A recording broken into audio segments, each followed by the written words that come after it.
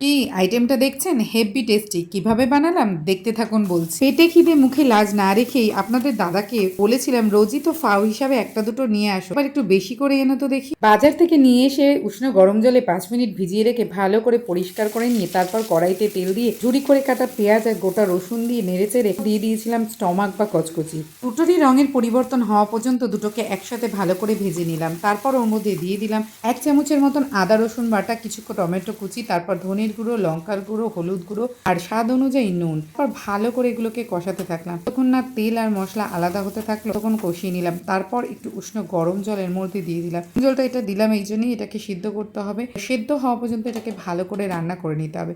সিদ্ধ হয়ে আসলে যদি আপনারা গ্রেভি খেতে চান একটু শুকিয়ে নিতে হবে, আর না হলে অবস্থায় রেখেই গরম মশলা দিয়ে গরম গরম ভাত বা রুটি নিয়ে বসে পড়তে হবে। আমি তো শেয়ার করলাম বন্ধুরা আমার পছন্দের একটা রেসিপি। তোমরা কমেন্টস করে জানাও কারা কারা পছন্দ করো এটাকে।